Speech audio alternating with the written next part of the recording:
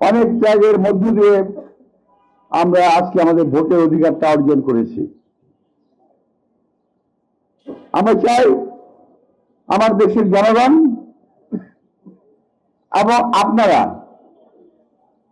একযোগে সেদিন ভোট দেবেন, যাকে খুশি তাকে ভোট দেবেন, নিজের পছন্দ মতো লোককে ভোট দেবেন, কিন্তু ভোট দিতে যাবেন দয়া করে।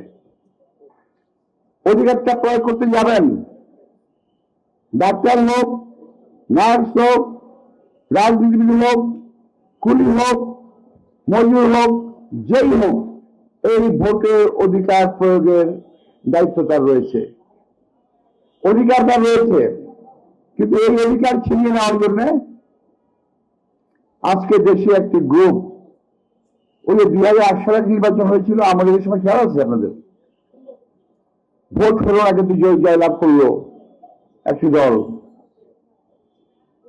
একইভাবে যে যত কথাই বলুক, আমি স্পষ্ট বুঝতে পারছি যে নির্বাচনে ইঞ্জিনিয়ারিং করার জন্য একটা পরিকল্পনা হচ্ছে।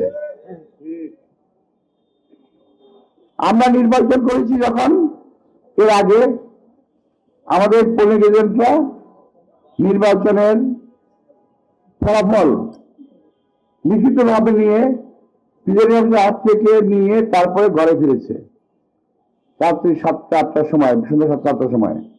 আর এখন বলছে নির্বাচন গণনার ফলাফল 2-3 দিন লাগতে পারে। এটা আমরা কোনো পরিস্থিতিতে মেনে নেব না। এটা হলো কারচুপি করার প্রথম একটা লক্ষণ আমার মনে হচ্ছে।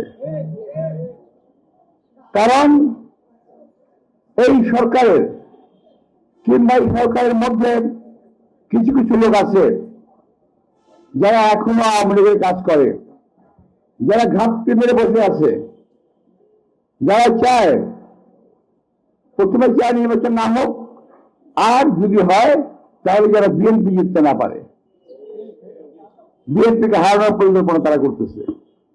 আর একদল লোক আছে যারা দেশের বাইরে থাকে, তারা নিজেদেরকে দেশপ্রেম করে দাবি করে, দেশপ্রেম করে দাবি করে। আসলে ওরা যাই থাকুক দেশে এবং বিদেশে, সোশ্যাল মিডিয়ায় যারা কথা বলেন, সকলেই দেশপ্রেমিক নয়, এটা বুঝতে হবে। দেশের জন্য এত প্রেম থাকলে দেশে আসেন না কেন? আপনারা দেশে আসেন, দেশে এসে নির্বাচন করেন, জনগণের মনোভাব বুঝার চেষ্টা করেন। ওই বিদেশ থেকে বসে বসে বিএনপিকে কিভাবে ক্ষতি করা যায়, বদনাম করা যায়, অপবাদ দেওয়া যায়, চেষ্টা তারা করতেছে। আর তাদেরই বাচ্চা কাচ্চারা ঢাকায় বসে একদল ছেলে পেলে এখন সকাল দুপুর সন্ধ্যা, আরে বাবা আল্লাহর নাম নাও, সারাদিনে তারা যতবার আল্লাহর নাম নেয় তার সাথে 1000 বেশিরভাগ নাম নেয় বিরোধী দলের, মির্জা আব্বাস কিংবা অন্য কোনো রাজনৈতিক দলের।